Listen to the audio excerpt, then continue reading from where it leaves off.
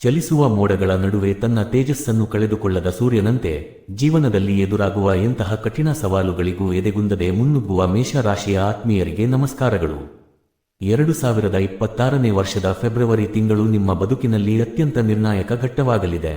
ಈ ಕಾಲಘಟ್ಟವು ಒಂದು ಕಡೆ ಅಗ್ನಿ ಪರೀಕ್ಷೆಯಂತೆ ಕಂಡರೂ ಮತ್ತೊಂದೆಡೆ ಅಮೃತದಂತಹ ಶುಭ ಫಲಗಳನ್ನು ನೀಡುವ ಸಂಕೇತವಾಗಿದೆ. ಗ್ರಹಗಳ ಸೇನಾಧಿಪತಿಯಾದ ಮಂಗಳ ಮತ್ತು ನ್ಯಾಯದೇವತೆಯಾದ ಶನಿಯ ಸಂಯೋಜನೆಯು ನಿಮ್ಮ ಜೀವನದ ದಿಕ್ಕನ್ನೇ ಬದಲಿಸುವ ಶಕ್ತಿಯನ್ನು ಹೊಂದಿದೆ. ನಿಮ್ಮ ಕಠಿಣ ಪರಿಶ್ರಮಕ್ಕೆ ತಕ್ಕಂತೆ ಬಂಗಾರದಂತಹ ಅವಕಾಶಗಳು ನಿಮ್ಮನ್ನು ಹುಡುಕಿಕೊಂಡು ಬರಲಿವೆ. ಆದರೆ ಎಚ್ಚರಿಕೆಯೂ ಇರಲಿ, ಹರಿಯುವ ನೀರು ಯಾವಾಗ ಪ್ರವಾಹವಾಗಿ ನಿಮ್ಮನ್ನು ಸುತ್ತುವರಿಯುತ್ತದೆ ಎಂಬ ಅರಿವು ನಿಮಗಿರಲಿ. ಈ ತಿಂಗಳು ನಿಮಗೆ ಸಿಹಿ ಉಣಿಸುತ್ತದೆಯೇ ಅಥವಾ ಕಹಿಯ ಅನುಭವ ನೀಡುತ್ತದೆಯೇ ಎಂಬ ರಹಸ್ಯಗಳನ್ನು ನಾವು ಸವಿಸ್ತಾರವಾಗಿ ತಿಳಿಯೋಣ. ಈ ಮಾಸದ ಗ್ರಹಗತಿಗಳನ್ನು ಗಮನಿಸಿದಾಗ ನಿಮ್ಮ ರಾಶ್ಯಾಧಿಪತಿಯಾದ ಮಂಗಳನು ಅತ್ಯಂತ ಬಲಿಷ್ಠನಾಗಿ ನೆಲೆಸಿದ್ದಾನೆ. ಇದು ನಿಮ್ಮಲ್ಲಿ ಅತೀಂದ್ರಿಯ ಆತ್ಮವಿಶ್ವಾಸ ಮತ್ತು ಅಪ್ರತಿಮ ಸಾಹಸ ಪ್ರವೃತ್ತಿಯನ್ನು ಜಾಗೃತಗೊಳಿಸುತ್ತದೆ. ಸೂರ್ಯನು ಮಕರ ರಾಶಿಯಿಂದ ಕುಂಭ ರಾಶಿಗೆ ಅಂದರೆ ನಿಮ್ಮ ಲಾಭದ ಸ್ಥಾನಕ್ಕೆ ಪ್ರವೇಶಿಸುತ್ತಿರುವುದು ಒಂದು ಮಹತ್ವದ ಬದಲಾವಣೆಯಾಗಿದೆ. ಆದರೆ 12ನೇಯ ಮನೆಯಲ್ಲಿ ಕುಳಿತಿರುವ ಶನಿಯು ನಿಮ್ಮ ವೆಚ್ಚಗಳ ಮೇಲೆ ನಿರಂತರ ನಿಗಾ ಇಟ್ಟಿದ್ದಾನೆ ಎಂಬುದು ನೆನಪಿರಲಿ.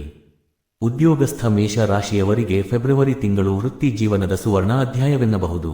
ನಿಮ್ಮ ವೃತ್ತಿ ಕ್ಷೇತ್ರದಲ್ಲಿ ಸೂರ್ಯನ ಸಂಚಾರವು ಸರ್ಕಾರಿ ಕೆಲಸಗಳಲ್ಲಿ ತೊಡಗಿರುವವರಿಗೆ ಅಥವಾ ಆಡಳಿತ ವಿಭಾಗದಲ್ಲಿರುವವರಿಗೆ ಹೆಚ್ಚಿನ ಅಧಿಕಾರ ಮತ್ತು ಹಿಡಿತವನ್ನು ತಂದುಕೊಡುತ್ತದೆ. ಕಳೆದ ಹಲವು ತಿಂಗಳುಗಳಿಂದ ನೆನೆಗುದಿಗೆ ಬಿದ್ದಿದ್ದ ಬಡ್ಡಿ ಅಥವಾ ಯಾವುದೋ ಜಟಿಲವಾದ ಪ್ರಾಜೆಕ್ಟ್ ಈ ತಿಂಗಳು ಸುಲಭವಾಗಿ ಪೂರ್ಣಗೊಳ್ಳಲಿದೆ. ನಿಮ್ಮ ಕಾರ್ಯವೈಖರಿಯನ್ನು ಕಂಡು ಸಹೋದ್ಯೋಗಿಗಳು ಅಚ್ಚರಿಪಡುತ್ತಾರೆ ಮತ್ತು ಮೇಲಧಿಕಾರಿಗಳಿಂದ ಶ್ಲಾಘನೆ ವ್ಯಕ್ತವಾಗುತ್ತದೆ. ವಿಶೇಷವಾಗಿ ರಕ್ಷಣಾ ಪಡೆ, ಪೊಲೀಸ್ ಇಲಾಖೆ ಅಥವಾ ತಾಂತ್ರಿಕ ಕ್ಷೇತ್ರದಲ್ಲಿ ಕೆಲಸ ಮಾಡುವವರಿಗೆ ಇದು ಅದೃಷ್ಟದ ಸಮಯವಾಗಿದೆ. ಆದರೆ ಅಧಿಕಾರ ಸಿಕ್ಕಾಗ ಅಹಂಕಾರ ಬೇಡ.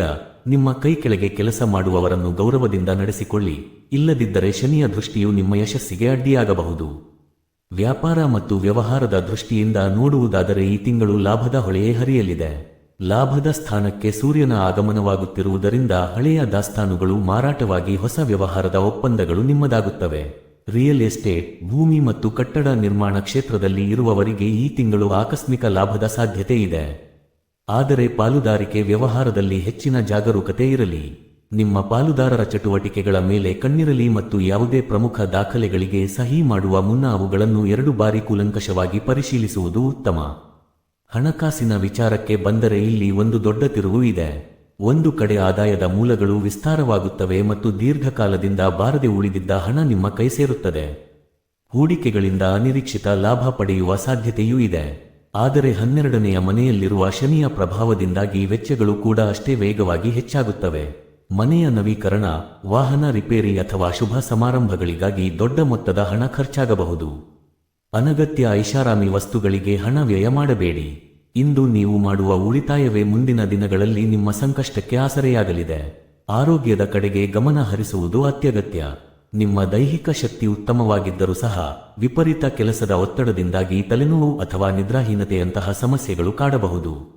ವಿಶೇಷವಾಗಿ ವಾಹನ ಚಾಲನೆ ಮಾಡುವಾಗ ಮತ್ತು ಎತ್ತರದ ಪ್ರದೇಶಗಳಲ್ಲಿ ಸಂಚರಿಸುವಾಗ ಅತೀವ ಎಚ್ಚರಿಕೆ ವಹಿಸಿ. ಸಣ್ಣ ನಿರ್ಲಕ್ಷ್ಯವು ದೊಡ್ಡ ಅನಾಹುತಕ್ಕೆ ಕಾರಣವಾಗಬಹುದು.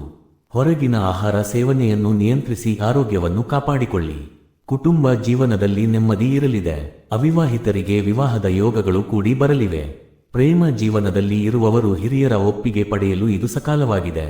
ಆದರೆ ದಂಪತಿಗಳ ನಡುವೆ ಸಣ್ಣ ಪುಟ್ಟ ಭಿನ್ನಾಭಿಪ್ರಾಯಗಳು ಮೂಡಬಹುದು. ನಾನೇ ಸರಿ ಎಂಬ ಹಠವನ್ನು ಬಿಟ್ಟು ಸಂಗಾತಿಯ ಭಾವನೆಗಳಿಗೆ ಬೆಲೆ ಕೊಡಿ. ವಿದ್ಯಾರ್ಥಿಗಳು ಏಕಾಗ್ರತೆಯಿಂದ ಅಭ್ಯಾಸ ಮಾಡಿದರೆ ಸ್ಪರ್ಧಾತ್ಮಕ ಪರೀಕ್ಷೆಗಳಲ್ಲಿ ಉತ್ತಮ ಫಲಿತಾಂಶ ಪಡೆಯಬಹುದು. ಮೊಬೈಲ್ ಮತ್ತು ಅತಿಯಾದ ಸ್ನೇಹದಿಂದ ದೂರವಿದ್ದರೆ ಯಶಸ್ಸು ನಿಮ್ಮದಾಗುತ್ತದೆ. ಈ ತಿಂಗಳು 12ನೇಯ ಮನೆ ಸಕ್ರಿಯವಾಗಿರುವುದರಿಂದ ಯಾವುದೋ ಅಜ್ಞಾತ ಭಯ ನಿಮ್ಮನ್ನು ಕಾಡಬಹುದು. ಯಾರನ್ನೂ ಅತಿಯಾಗಿ ನಂಬಬೇಡಿ ಮತ್ತು ನಿಮ್ಮ ವೈಯಕ್ತಿಕ ರಹಸ್ಯಗಳನ್ನು ಗೌಪ್ಯವಾಗಿಡಿ. ಯಾವುದೇ ಕಾರಣಕ್ಕೂ ಕಾನೂನು ಬಾಹಿರ ಕೆಲಸಗಳಲ್ಲಿ ಭಾಗಿಯಾಗಬೇಡಿ. ಈ ಎಲ್ಲ ಕಷ್ಟಗಳಿಂದ ಪಾರಾಗಲು ಕೆಲವು ಸರಳ ಪರಿಹಾರಗಳನ್ನು ಪಾಲಿಸಿ. ಪ್ರತಿದಿನ ಹನುಮಾನ್ ಚಾಲೀಸಾವನ್ನು ಪಠಿಸುವುದು ನಿಮಗೆ ಸಂಜೀವಿನಿಯಂತೆ ಕೆಲಸ ಮಾಡುತ್ತದೆ. ಶನಿವಾರದಂದು ಪ್ರಾಣಿ ಪಕ್ಷಿಗಳಿಗೆ ಆಹಾರ ನೀಡುವುದರಿಂದ ಶನಿಯ ದೋಷಗಳು ಕಡಿಮೆಯಾಗುತ್ತವೆ. ಪ್ರತಿದಿನ ಸೂರ್ಯನಿಗೆ ಅರ್ಘ್ಯವನ್ನು ಅರ್ಪಿಸಿ.